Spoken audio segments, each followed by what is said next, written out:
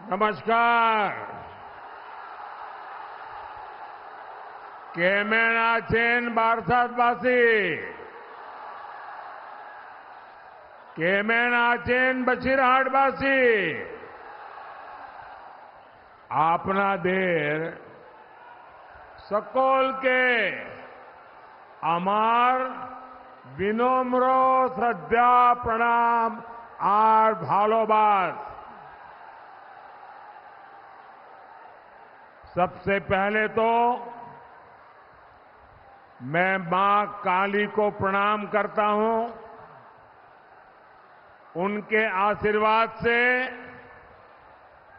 हम सब ने मिलकर साइक्लोन का मुकाबला किया है।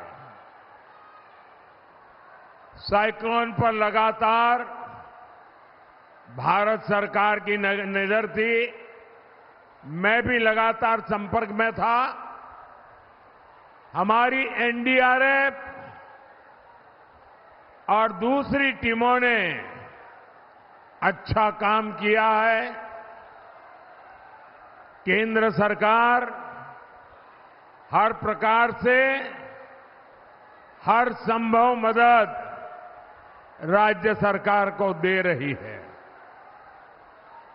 भाइयों और बहनों, आज भारत विकसित होने के रास्ते पर चल पड़ा है। इस विकास का सबसे मजबूत पिलर हमारा पूर्वी भारत है। पिछले 10 साल में बीजेपी सरकार ने जितना पूर्वी भारत पर खर्च किया है, उतना पिछले 60-70 साल में नहीं हुआ था। एक कुछ बच्चे, जरा एसपी जी और कैमरामैन, ये कुछ बच्चे बहुत बढ़िया बढ़िया तस्वीर बना के लाए हैं।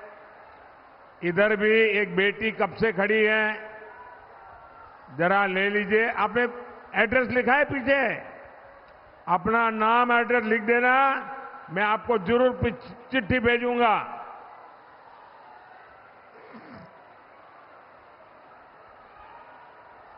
भारत माता की, भारत माता की जय श्री राम, जय श्री राम।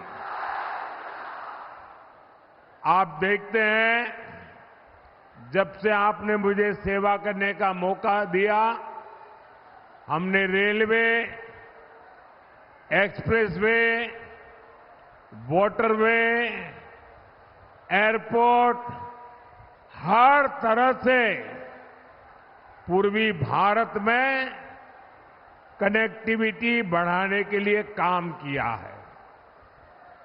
कनेक्टिविटी और इंफ्रास्ट्रक्चर पर निवेश पूर्वी भारत में रोजगार और स्वरोजगार के भी नए मौके बना रहा है। साथियों, यहां पश्चिम बंगाल के एक हिस्से में कोयला और दूसरी खनिज संपदा है, तो दूसरी तरफ एक बड़ी कोस्टलाइन है। यहां डायमंड हार्बर जैसा ट्रेडिंग सेंटर है। आजादी के पहले एक समय वो भी था जब बंगाल लाखों देशवासियों को रोजगार देता था। आज बंगाल में ज्यादातर फैक्ट्रियां बंद पड़ी है। यहां से नौजवान पलायन करने के लिए मजबूर है। मैं जरा आपसे पूछना चाहता हूं, ये बंगाल की दुर्दशा हुई है, बंगाल की बर्बादी हुई है, ये हाल किसने किया? मैं आपसे जानना चाहता हूं, ये बर्बादी कौन लाया यहां पर? पहले बंगाल को कांग्रेस ने लूटा, फिर लेफ्ट ने लूटा और अब टीएमसी दोनों हाथों से लूट रही है। कांग्रेस, सीपीएम, टीएमसी तीनों ही पश्चिम बंगाल की गुनहगार है। लोग ये भी जानते हैं कि सीपीएम को दिया हर वोट ये टीएमसी के खाते में जाएगा। ये पर्दे के पीछे टीएमसी और लेफ्ट वो एक ही सिक्के की दो बाजू है। और यहां के मुख्यमंत्री ने घोषणा भी कर दी है कि वो दिल्ली में इनका सहयोग करेगी। इसलिए अब बंगाल पर्दे के पीछे चलने वाले सारे खेल समझ चुका है और इसलिए पश्चिम बंगाल हर कोने से एक ही आवाज आ रही है, फिर एक बार, फिर एक बार, फिर एक बार, फिर एक बार, आभार एक बार, आभार एक बार, आभार एक बार। भाई और बहनों, 10 साल पहले जब आपने मुझे अवसर दिया था तो मैंने गारंटी दी थी, पूरे देश को गारंटी दी थी, न खाऊंगा न खाने दूंगा। याद है ना? मैंने केंद्रीय स्तर पर 10 साल में एक भी घोटाला नहीं होने दिया। अब मोदी देश को और पश्चिम बंगाल को खास एक और बड़ी गारंटी दे रहा है। मोदी की गारंटी है, पहले मैंने गारंटी दी थी न खाऊंगा न खाने दूंगा। अब मेरी गारंटी है, जिसने खाया है उससे बाहर निकालूंगा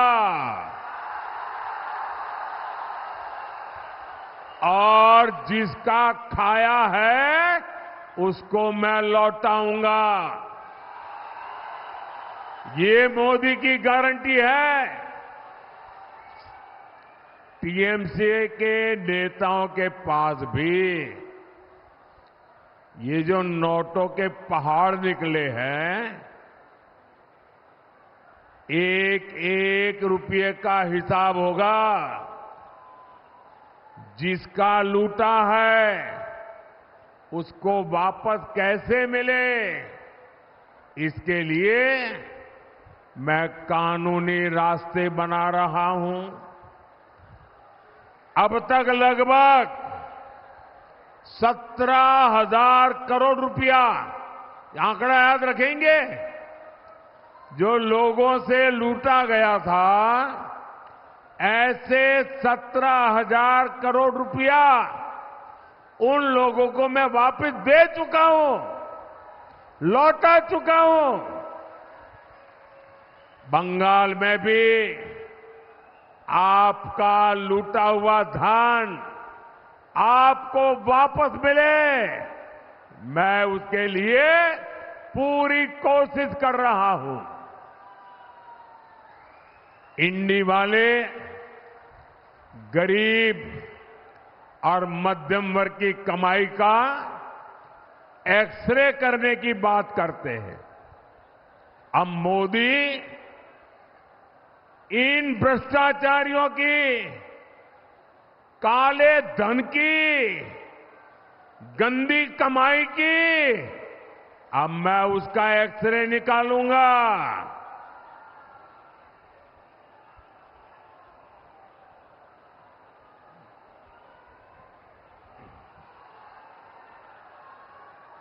ऐसा एक्सरे कि इनकी आने वाली पीढ़ियां भी भ्रष्टाचार करने से पहले 100 बार सोचेगी।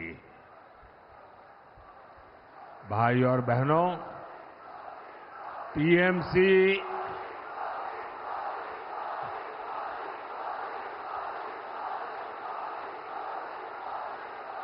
साथियों, आपका ये प्यार, आपका ये उत्साह, आपका ये आशीर्वाद मेरे जिंदगी की बहुत बड़ी ऊर्जा है।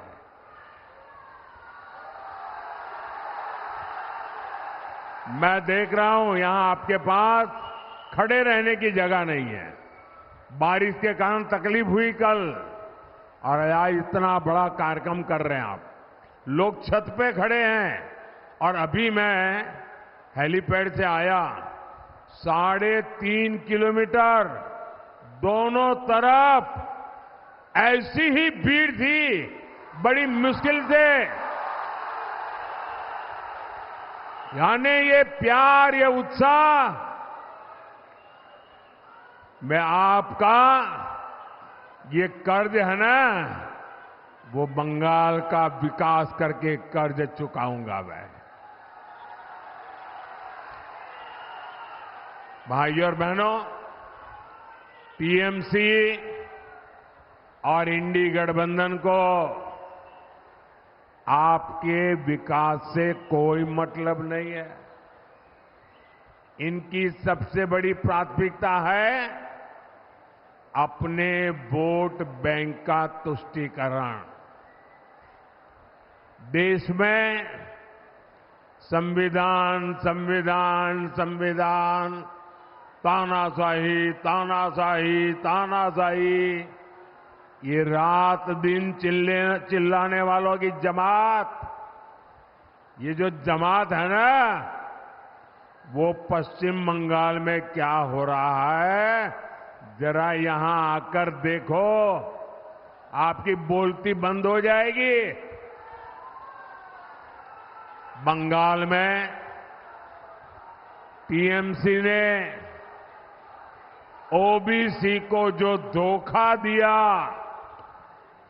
उसकी कलाई कोर्ट ने खोल दी है। कलकत्ता हाई कोर्ट ने कहा है कि 77 मुसलमान जातियों को ओबीसी घोषित करना ये गैर कानूनी है, असंवैधानिक है, संविधान के खिलाफ है।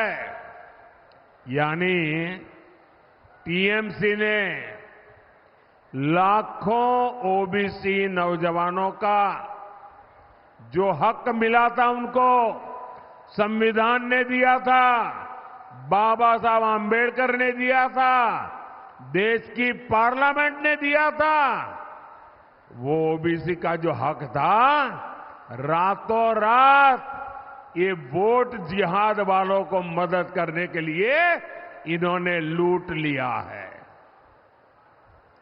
और आप देख रहे हैं कि कोर्ट के इस फैसले का, उसके बाद ये टीएमसी की सीएम क्या क्या बोल रही है, उनका क्या रवैया है।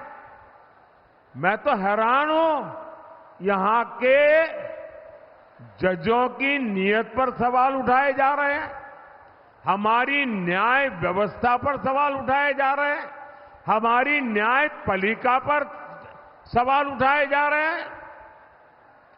मैं जरा टीएमसी वालों से पूछना चाहता हूं, अब क्या जजों के पीछे भी अपने गुंडे छोड़ दोगे क्या?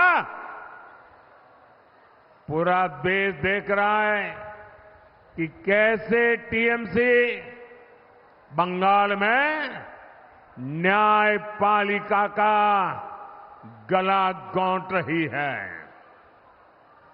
साथियों, टीएमसी से सच बर्दाश्त नहीं होता। जो कोई भी टीएमसी के गुनाह सामने लाता है, टीएमसी उनको टारगेट करती है। आपने भी देखा है कि टीएमसी के एमएलए ने साफ साफ कहा कि हिंदुओं को भगीरथी में बहा देंगे।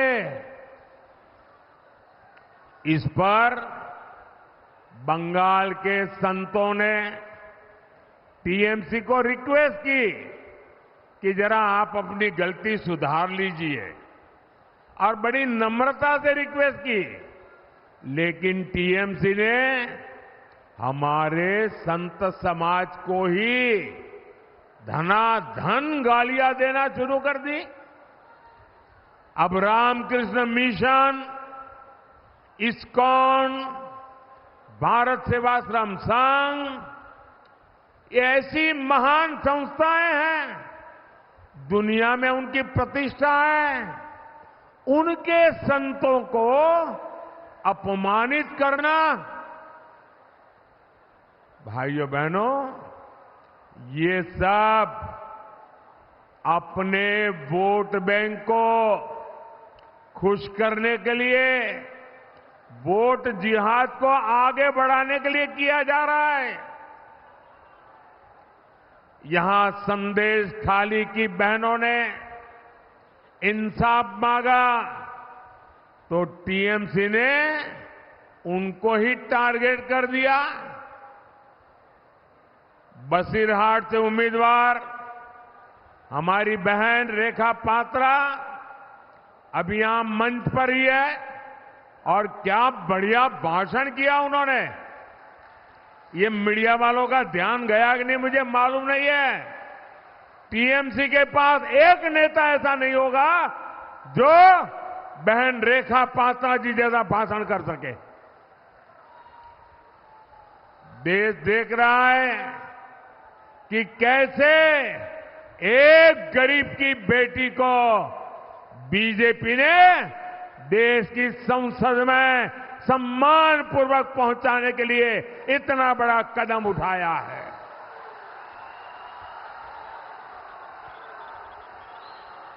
और मुझे विश्वास है ये एक पवित्र कार्य है। ये नारी शक्ति के सम्मान की लड़ाई लड़ रही है। अगर रेखा पात्रा ताकतवर होगी तो हिंदुस्तान की महिलाओं की आवाज वो हिंदुस्तान की संसद में उठाएगी। मैं उनके साहस की, उनकी हिम्मत की सराहना करूंगा। वो टीएमसी की इतनी बड़ी सत्ता से टकरा रही है। वो खुद मां दुर्गा की सच्ची पुजारी लगती है। बंगाल में शाहजहां शेख जैसे अत्याचारियों का हौसला, और ऐसे एक दो नहीं है, हर गली मोहल्ले में ऐसे लोग बैठे हैं। इनका हौसला न बढ़े, इसलिए बहन रेखा पात्रा को जिताना बहुत जरूरी है। साथियों, मां माटी मानुष की बात कहने वाली टीएमसी ने मां को भय दिया है, माटी का अपमान किया है। यहां तक कि महिला एमएलए जो टीएमसी के अंदर गुंडागर्दी के खिलाफ बोलती है, उनको भी टारगेट किया जा रहा है। मैं पश्चिमी मेदिनीपुर में केशपुर की माताओं बहनों का एक वीडियो देख रहा था। वो भी टीएमसी के गुंडों से बचाने की गुहार लगा रही है। ऐसी टीएमसी को अपने वोट की ताकत से सजा देना बहुत जरूरी है। साथियों, तुष्टीकरण की राजनीति के कारण, अपीसमेंट की पॉलिटिक्स के कारण टीएमसी ने सीएए के खिलाफ भी झूठ फैलाया है। सीए के खिलाफ झूठ। पहले सीए को रोकने की कोशिश की, मोदी डरा नहीं, मोदी झुका नहीं। मोदी ने कहा मैं सही समय देख करके ले आऊंगा, मैं लाया। अब उनको हाथ पैर पछाड़ रहे हैं। पहले कहते थे लागू नहीं करूंगे, लागू हो गया। यहां के लोगों को नागरिकता मिलने लगी। अब वो झूठ फैला रही है, भ्रम फैला रही है। लेकिन आज पूरा देश देख रहा है, सैकड़ों शरणार्थियों को नागरिकता मिल चुकी है।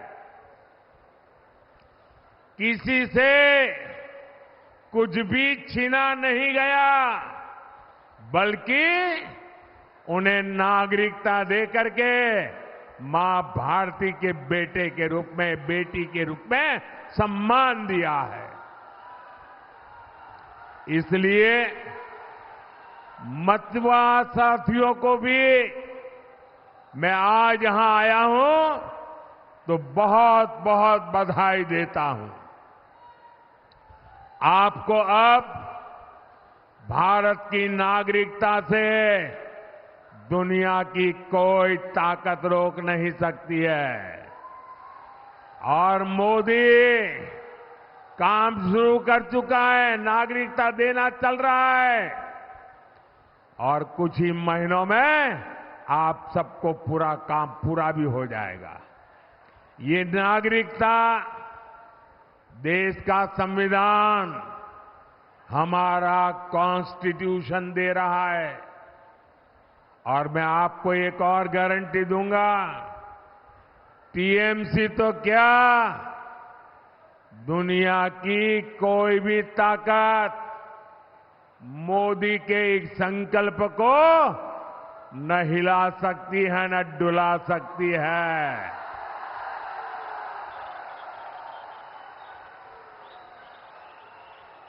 और न ही कोई रोक सकता है। भाई और बहनों, विशेष रूप से हमारी माताओं बहनों को सशक्त करना, ये मोदी की प्राथमिकता है। तभी तो मोदी आज गरीबों को पक्का घर दे रहा है, और वो भी महिलाओं के नाम पक्का घर दे रहा है। और मोदी सिर्फ 4 दीवारें नहीं देता, जब घर देता है तो घर में टॉयलेट, घर में बिजली, खाना पकाने के लिए सस्ता सिलेंडर, नल से जल, मुफ्त अनाज, मुफ्त इलाज, क्या कुछ नहीं है। जिंदगी जीने के लिए सब कुछ है। और इससे हमारी नारी शक्ति को बहुत मदद मिली है। अब तो माताओं बहनों को चावल की चिंता भी नहीं करनी पड़ती। मोदी आने वाले 5 साल तक मुफ्त चावल देता रहेगा। साथियों, अब मोदी ने एक और गारंटी दी है। ये गारंटी आपका बिजली बिल जीरो। मोदी आपका बिजली बिल जीरो कर देगा।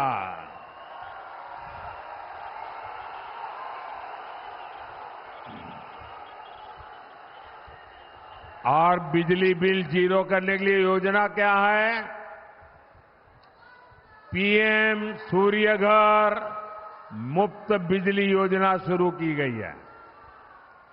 इसमें अप्लाई करने वाले परिवार को अपने छत पर सोलर पैनल लगाने के लिए मोदी सरकार 75,000 रुपया देगी।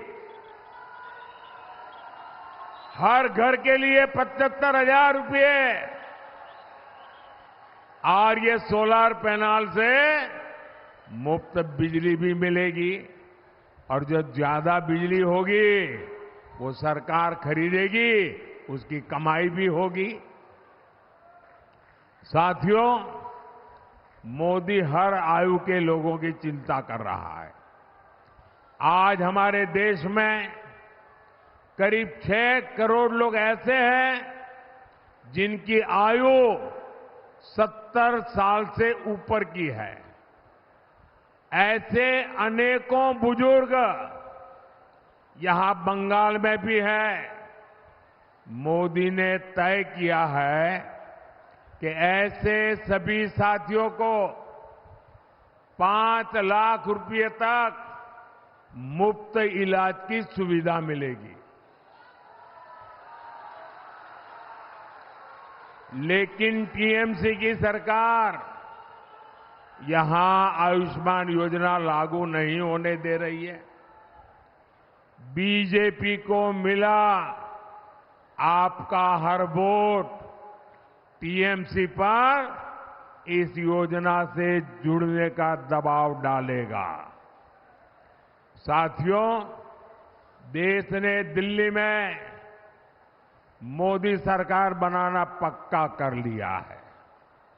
इसलिए 1 जून को बारासात सहित हर सीट पर कमल ही खिलना चाहिए।